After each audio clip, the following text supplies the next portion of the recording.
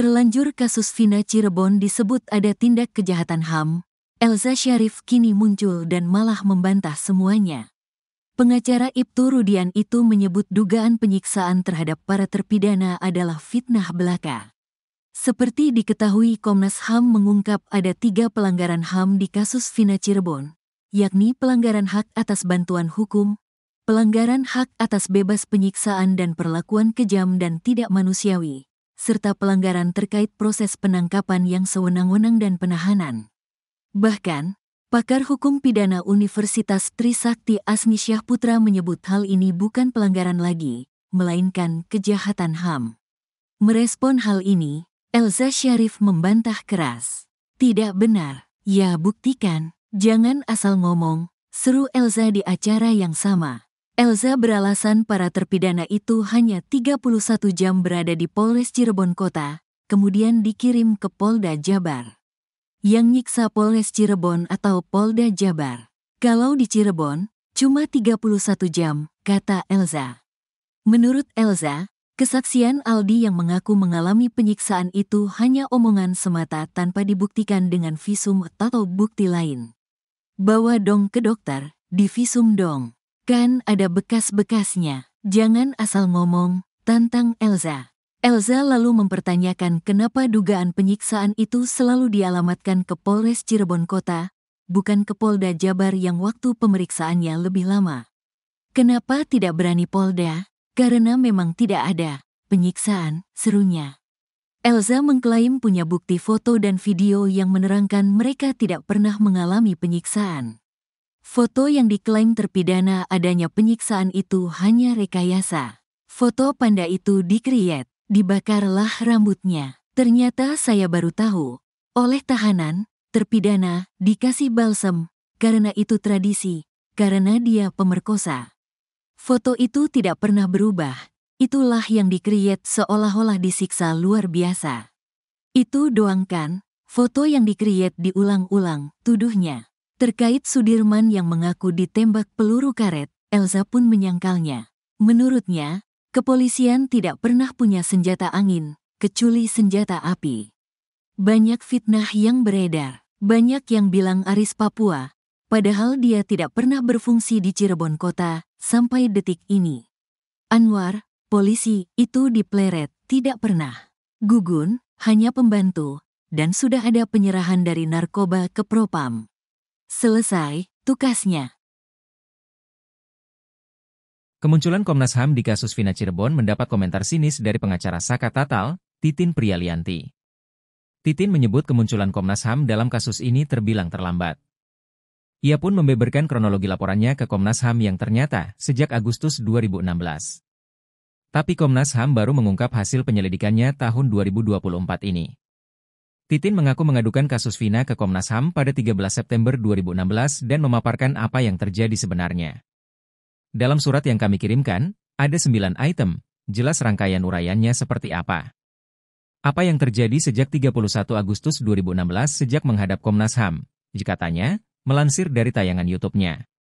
Saat itu dijawab Komnas HAM 4 bulan setelahnya, dengan mengirimkan surat ke Irwasda Polda Jabar. Setelah kasus Vina viral lagi, Titin dipanggil Komnas HAM pada 22 Mei 2024. Kalau saat ini Komnas HAM sudah bersuara dan menyebut ada 3 pelanggaran HAM di kasus Vina Cirebon, Titin mengucapkan terima kasih. Meski begitu, dia masih melihat Komnas HAM belum seberani Lembaga Perlindungan Saksi dan Korban, LPSK, yang dari awal dengan tegas menyatakan adanya pelanggaran itu.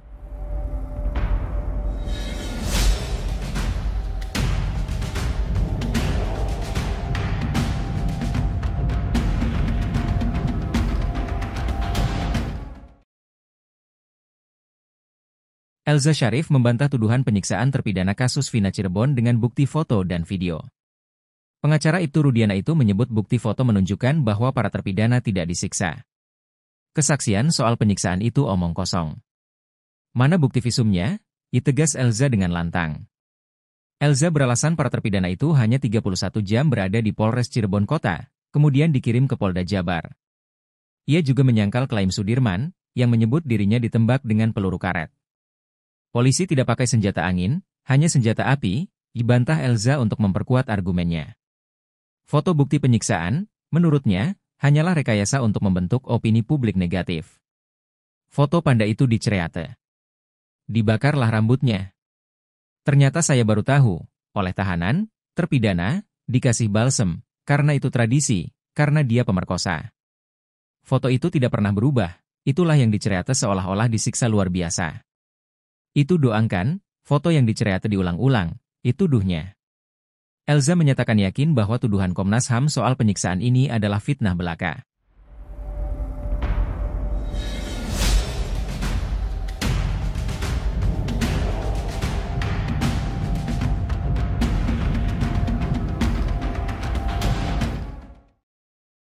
Elza Sharif menolak tudingan dugaan penyiksaan dalam kasus Vina Cirebon yang menyebut kejahatan HAM. Seperti diketahui, Komnas HAM mengungkap ada 3 pelanggaran HAM di kasus Vina Cirebon, yakni pelanggaran hak atas bantuan hukum, pelanggaran hak atas bebas penyiksaan dan perlakuan kejam dan tidak manusiawi, serta pelanggaran terkait proses penangkapan yang sewenang-wenang dan penahanan.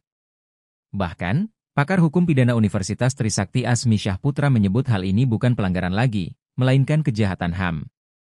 Merespon hal ini, Elza Sharif membantah keras. Ia beralasan bahwa para terpidana hanya ditahan di Polres Cirebon selama 31 jam saja. Yang menyiksa Polres atau Polda Jabar? Mereka di Cirebon cuma sehari, ujar Elza lantang. Menurut Elza, tudingan penyiksaan tersebut hanyalah fitnah tanpa adanya bukti konkret. Elza menantang pihak lain untuk membuktikan dugaan penyiksaan dengan visum yang jelas. Bawa dong ke dokter, di visum dong. Kan ada bekas-bekasnya. Jangan asal ngomong, tantang Elza. Dia juga mengklaim bahwa foto dugaan penyiksaan tersebut hanyalah hasil rekayasa semata. Kami punya foto dan video yang menunjukkan tidak ada penyiksaan, tegas Elza membantah tudingan.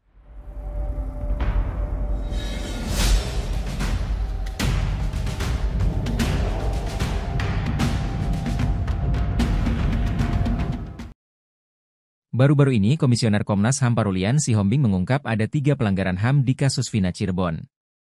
Yakni, pelanggaran hak atas bantuan hukum, pelanggaran hak atas bebas penyiksaan dan perlakuan kejam dan tidak manusiawi, serta pelanggaran terkait proses penangkapan yang sewenang-wenang dan penahanan. Oegroseno, sosok seorang pensiunan Jenderal Polri, berani menyebut bahwa pernyataan Komnas HAM tersebut terlalu ringan. Menurut Oegroseno, seharusnya Komnas HAM bergerak lebih leluasa mengungkap kasus yang terindikasi pelanggaran HAM tersebut. Kalau hanya dikatakan ada pelanggaran HAM atas hak mendapatkan bantuan hukum, menurut Oegro, tanpa diungkap Komnas HAM pun hal itu sudah merupakan pelanggaran ketentuan KUHAP dan aturan Mahkamah Agung. Justru, lanjut Oegro, rekayasa yang diduga dilakukan Ibtu Rudiana saat kasus ini terjadi masih berpangkat Aibtu, itulah yang merupakan pelanggaran HAM berat karena mengakibatkan 8 orang, 7 diantaranya dihukum seumur hidup. Padahal, tidak ada satupun bukti yang membuktikan keterlibatan 8 terpidana tersebut. Kenapa dikatakan pelanggaran HAM berat? Menurut Oegro, seseorang dijadikan tersangka dan menjadi terpidana seumur hidup tanpa alat bukti yang jelas, itu sama saja dengan menjebloskan orang di penjara, tanpa ada apa-apa. Ketika kasus Vina ini sudah dinyatakan sebagai pelanggaran HAM, maka hal ini harus direspons oleh Kejaksaan Agung untuk membawanya ke peradilan HAM.